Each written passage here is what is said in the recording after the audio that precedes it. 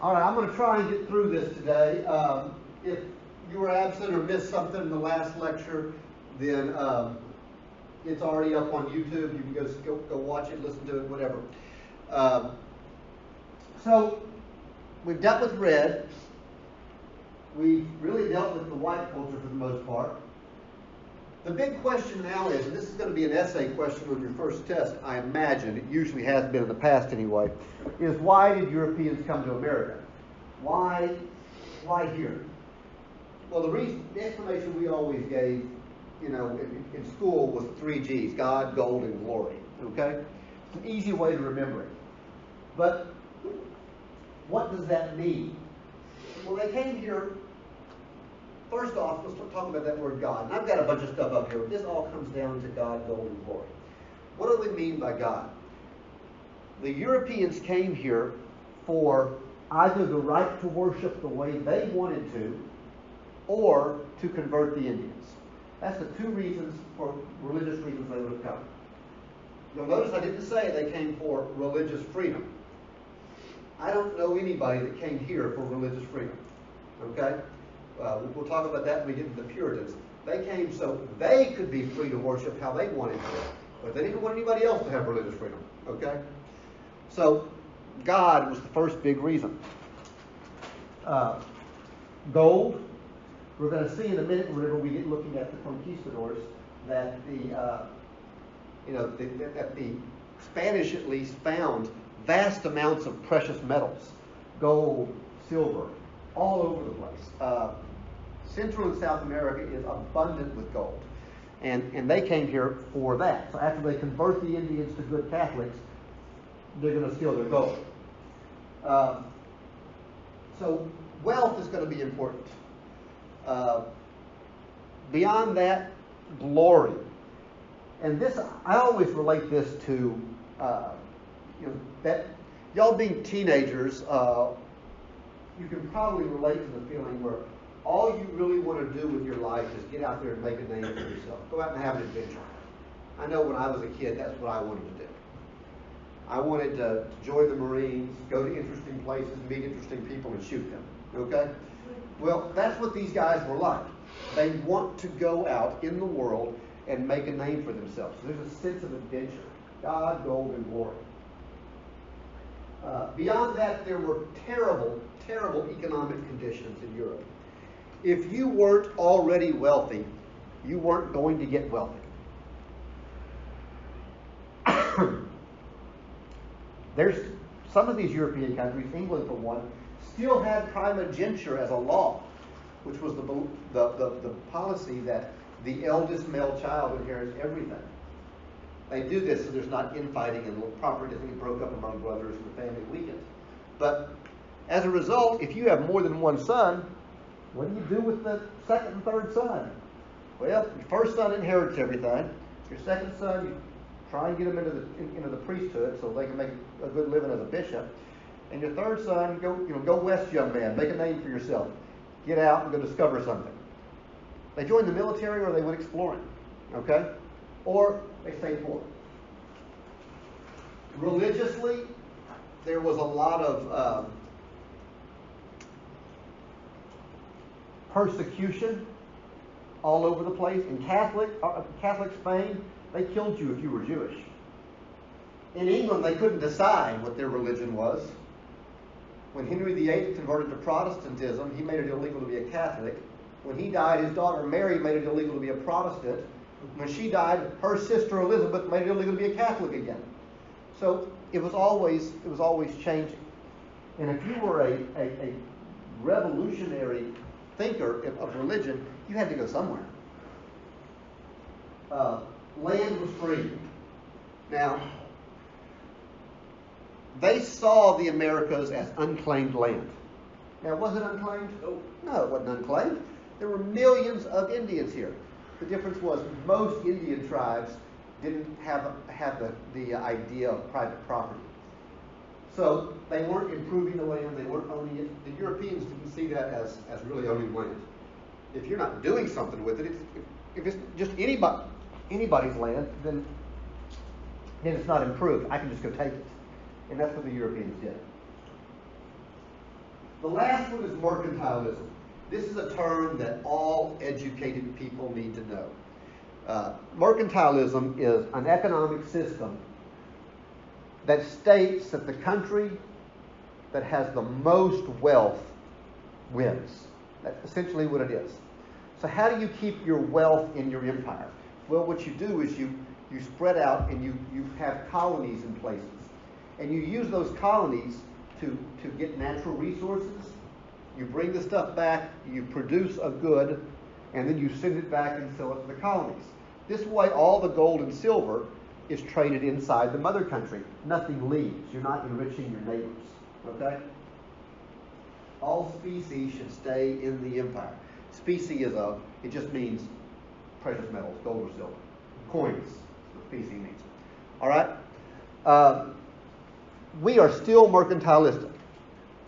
We don't like to think of ourselves that way, but every time you go to Walmart and you see that sign that says Buy American or Made in America, that's a mercantilistic idea. Okay? It's the idea that wealth should stay inside an empire. So why does everything say made in China? A lot of things do, but there are a lot of people that only buy American. And you're out of luck if you want to buy a TV because there's not any in America. But yeah, there's none left. All right, so what is the impact of the Age of Discovery going to be on Europe? Because we always kind of look at how the discovery of America affected America. We know that. The Europeans pretty much came and conquered the place. But it had some effect on the Europeans too. First off, it set off the Columbian Exchange. This is named after Christopher Columbus. It is just the exchange of goods between the old world, Europe and Asia, and the new world, the Americas. And we know some of these. You were taught by Miss Thistlebottom 1,000 years ago that, cows and horses, and disease like smallpox, they all came from Europe and, affected America. Well, that's true. That's great. Absolutely. But how about things like the tomato? That was an American invention. How about the potato? The potato comes straight out of Central and South America. The potato was so successfue that a lot of countries like the lowlands, what's today Denmark, and particularly Ireland, became dependent on the potato. They replaced their crops with the potato because it was easy to grow, had a lot of protein in it, a lot of nutrients. You could feed a lot of people very cheaply. It was super effective. And we're going to see later on that's going to bite them in the butt because the potato blight is going to hit Ireland. They're going to have a famine because of it. And about a third of the population is going to starve to death. All because they introduced this crop that wasn't native to it. Okay? So those are going to come. There was also some diseases. I know we talked about smallpox coming from Europe to America, but syphilis came from America and went back to Europe. They called it the French disease later on. But it was a pretty serious disease that had a great effect on Europe. Not as many diseases came from America to Europe because the Americas didn't have large domesticated animals, and a lot of our diseases are exchanged between people and animals. That's why we have things like chicken pox and cow pox and swine flu and bird flu. It's because they exchange things. If you don't have those animals, you don't have that happening. Okay? There's also going to be a lot of national rivalries that are ignited by this.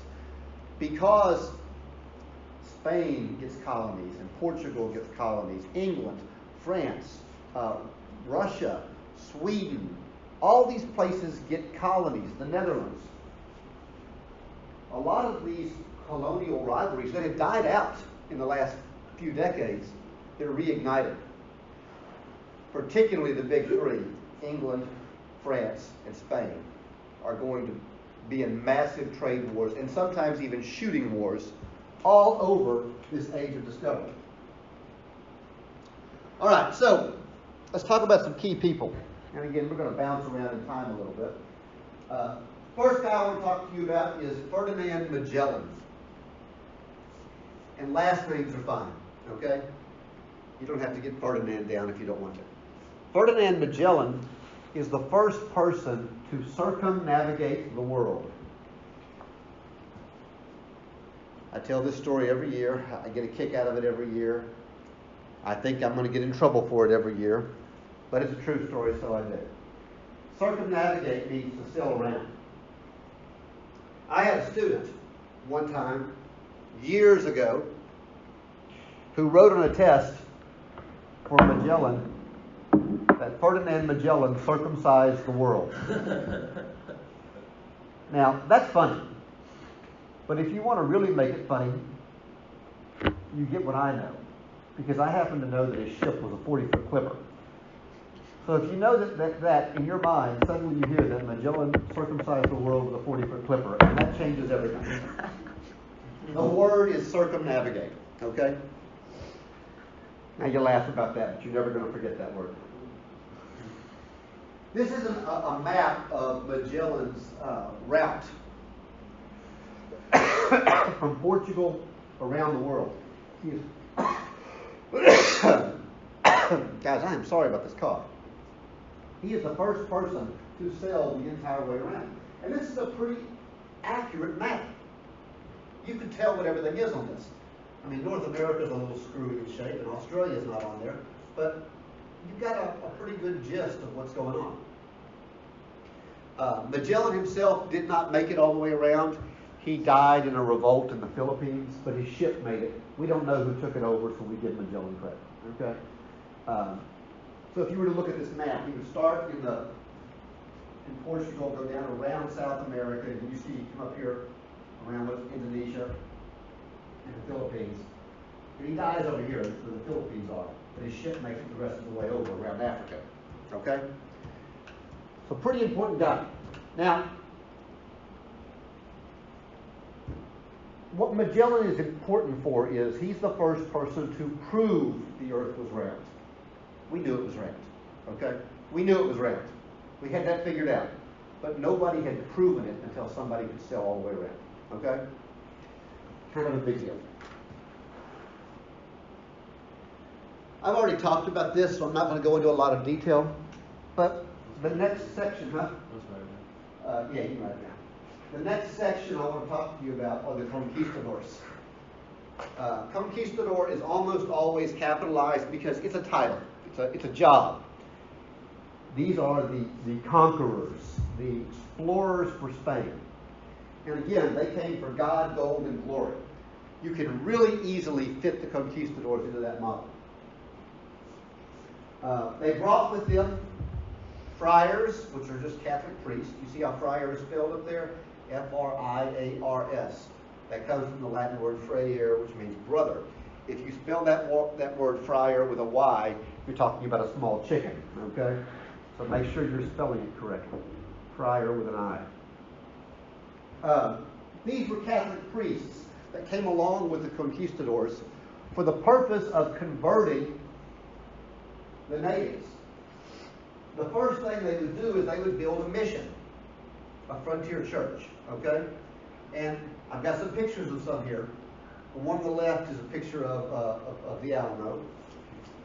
I hope some of you have gotten to go see the Alamo. It's a phenomenal place to go see, although they get the history all screwy. It's a good place to get kicked out of. But if you don't know what the Alamo is, it's that building on the left that looks like a Taco Bell, okay? On the right there is Presidio La Bahia. That's in Goliad. That's a modern picture of it. It still stands. Also a phenomenal place to go and see. That little block at the front on the bottom left, that's the mission, La Bahia. And the wall around it is the Presidio. A Presidio is a fortress, and that's where the soldiers would encamp. So they would build a church to convert the Indians, then they would build this fortress, and they would use that to push out and control the land. Being in Texas, we are lucky that we have a lot of these great missions we can go see. Most of them were in South Texas because they were made out of rock. We had them here in East Texas too. There were some right down the road from us here out of Alto, Mission Tejas. There was a couple of them in Nacogdoches. There were some down by Houston. but they're not still standing because we had trees here, and they built them out of wood and wood rots. But if you go down to South Texas, around San Antonio area, there are dozens of these, you can see. In fact, in San Antonio itself, you can go to 8 of them. Here's just some kind of a map of some of the places where missions and presidios are in Texas. All the ones up there are San Antonio area presidios. All right. First guy I want to talk to you about here is Vasco Núñez de Balboa. Kind of like Rocky Balboa, okay? Vasco Núñez de Balboa. Again, last names are fine. This guy was the child of a nobleman. In fact, his father was the governor of Panama, of Cuba for a little while, Spanish Cuba. But he wasn't happy being wealthy and of the upper class. He wanted to make a name for himself on his own. He wanted that adventure that we talked about. So he leaves from Cuba, and you can see from this arrow, he leaves from Cuba and he sets off to explore. And he discovers the Central American Isthmus. If you haven't had geography in a while, or you didn't pass 6th grade world history, an isthmus is a narrow strip of land that connects two larger land masses. So that little bitty skitty spot between North America and South America, that's an isthmus. He discovers that. And he marches all the way across it. And is the first European to see at least this part of the Pacific Ocean. He names it the South Sea. Now it always seems weird to students that the Pacific Ocean was called the South Sea, because the Pacific Ocean is clearly west of us, okay? Why would you call it the South Sea? Well, there is one place on Earth where the Pacific Ocean is to the south. And it's right there where he crossed, at that isthmus. You can look at that and see. Where he crossed it, that's running east-west, and if you look south, you see the Pacific Ocean. So, he names it the South Sea, and we end up with a screwed-up named ocean for a long time. It also created another problem.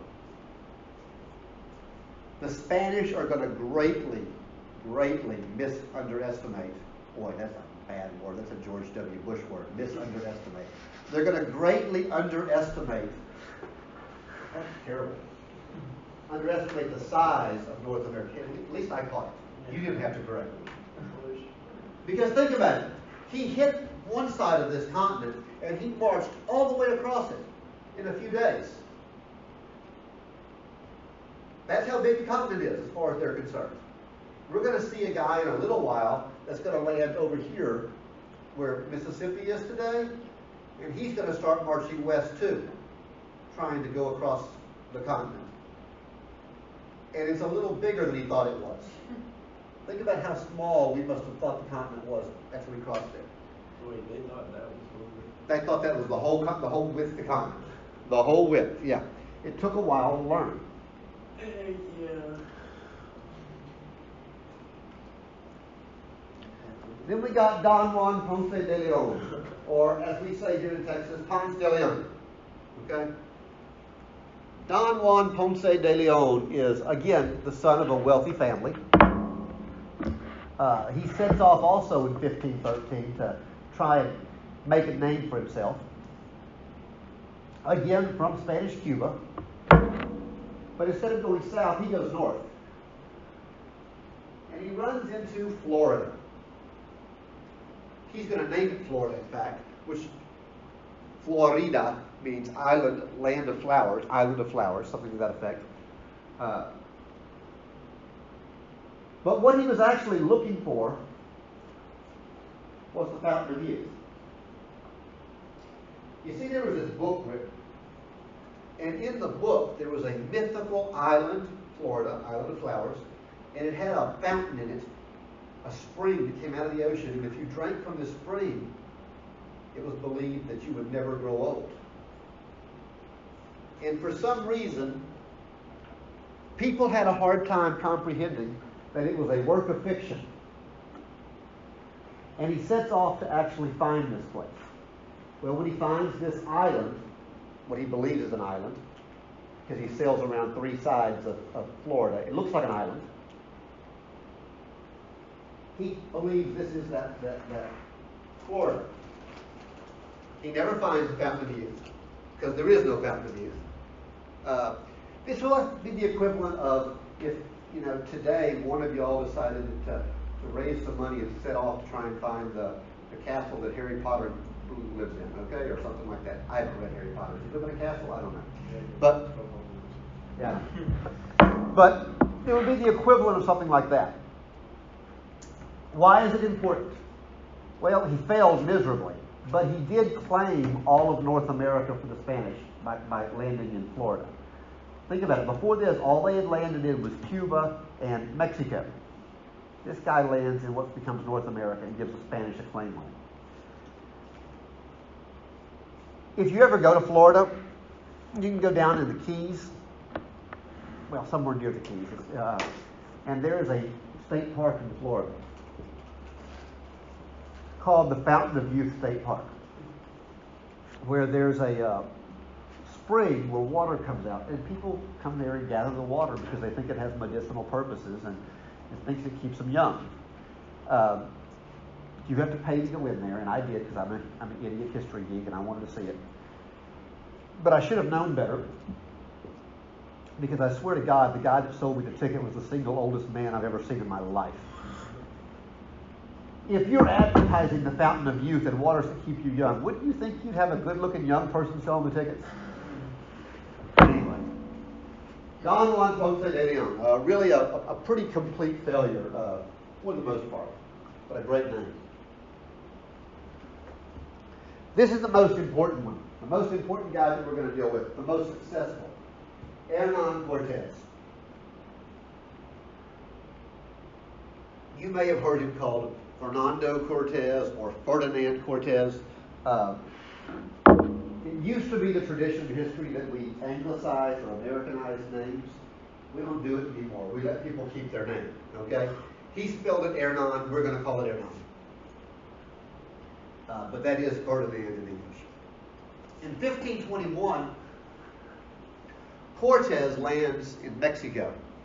Will become Mexico. Teachers, pardon this interruption. I need the following students to go to the science lab: Oscar Aguilan, Cameron Dusick, Israel Hernandez, Trey Stillman, Jorge Hernandez, Caleb Parnell, Landon Grammer, Dylan McGuire, Bailey Wilkie, and Paige Lavalette. Please go to the science lab. Thank you. Well, I'm sure glad that our friends in West Salina, Brooklyn got to hear our announcements. All right, you guys go on. You can catch up on the YouTube later. I'll keep lecturing. I'll sit in this room and talk to myself for a while. All right, so 1521, this guy, Hernán Cortes, shows up in Mexico in an area that is going to be the Aztec Empire, or is the Aztec Empire. And he discovers this tribe of Indians that are super advanced. We've already seen some pictures of the Aztec architecture and stuff. And they actually welcome him in and treat him like a dignitary or a king. Why would they do that? Why would you treat these guys like that? Well, I want you to imagine for a minute what the Aztecs must have been experiencing. They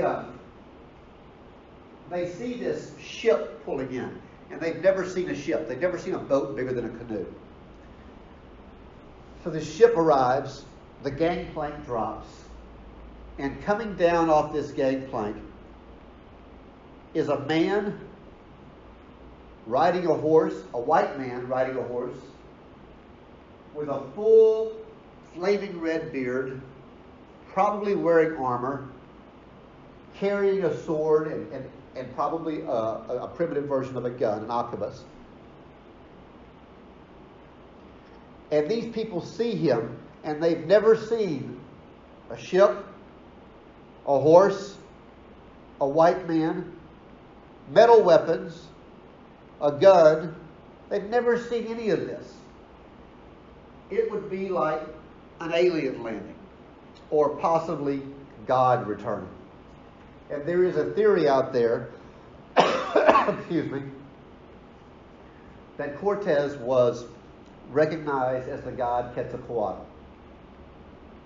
He is taken to the king Moctezuma and held hostage, held as a prisoner. I'm sorry, and they held Moctezuma as a prisoner. They captured him. And they're able to defeat the Aztecs pretty quick.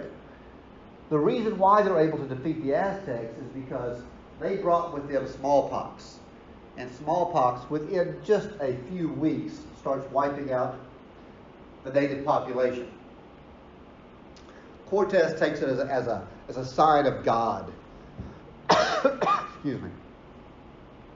That he's supposed to conquer these people. So he holds Moctezuma hostage, and he tells the people, he tells the Indians that if they fill a room up with gold, he'll release their king. Now, I don't know how big that room was, but I know it was enough to pay for his voyage 300 times over, okay? So it was a lot of gold. They did fill that room up, and then Cortes broke his promise and he killed Moctezuma anyway. On those pictures there, that top picture is of Cortes in front of Moctezuma. That bottom picture is a modern recreation of what an Aztec jaguar warrior would have looked like. Why is this important? Well, it gave him a claim on Mexico. The second important guy is Francisco Pizarro. And I've got to be honest, the way to learn this is you learn Cortes, and then you just change the names, because Pizarro does the exact same thing. In 1532, he comes down and he lands in what's today Peru. He ends up conquering the Incas, largely through disease, just as we saw before. And he also captures Atalupa. When they pay the ransom, he executes Atalupa. He learned all of this from Cortes. So if you know one, you should know them both. Just learn the story, then replace Cortes' name with Pizarro, replace Moctezuma with Atalupa, and Aztec with Inca, and you have the same exact story. That should be 2 right answers on your exam coming up. All right, guys, I'm going to have to stop there because my kids are all gone, and I don't want to get too far ahead over here. So we will quit here, and that means that we are a day behind. I'll have to finish this lecture on Monday, but that's all right. We'll catch you up on the next section. All right, guys, I will see y'all later.